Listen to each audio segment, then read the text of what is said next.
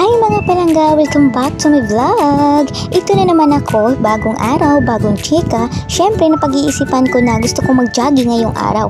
Bago mag-umpisa, kailangan muna magpaganda. Kahit jogging lang pupuntahan, naka-makeup pa rin. Baka kasi may makita akong crush sa daan. Yuhu! Pero teka, hindi pwedeng walang kape. Kasi kung wala akong kape, hindi jogging ang mangyayari kundi tulugin. At ito mga palangga, gusto ko lang ipakita ang aking isda. Cute siya, di ba?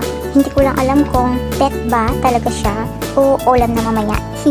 Ito na po mga palangga, tapos na akong mag-makeup at suot na rin ang shoes at ready na akong lumabas ng bahay. Syempre kahit jogging lang, dapat presentable pa rin. Baka kasi may makasalubog na pugi, sayang naman effort kung mukhang bagong gising lang ako.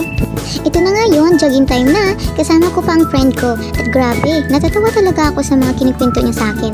Ang saya kasi minsan lang din kami makapagbanding. Kaya kahit hingal na, tuloy pa rin ang tawa. Sabi ko nga sa kanya, hoy, jogging tayo, hindi stand-up comedy. Pero syempre, mas okay na yung pawis plus tawa, instant exercise at stress reliever.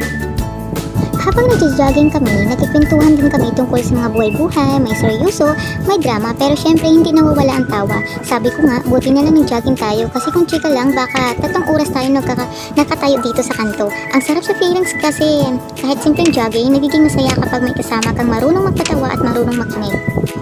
Tapos na kami mag-jogging, grabe, sobrang pawisan ako. Siguro kasi ang tagal ko na rin hindi nakapag-exercise, kaya parang 2 kilometro pa lang, feeling ko marathon agad. Kaya ayun, bumili na lang muna kami ng makakain dahil nagutom na sa kakatakbo. Sabi ko nga, ano to? Cardio o food trip? Pero okay lang, at least na-burn muna bago mag-refill.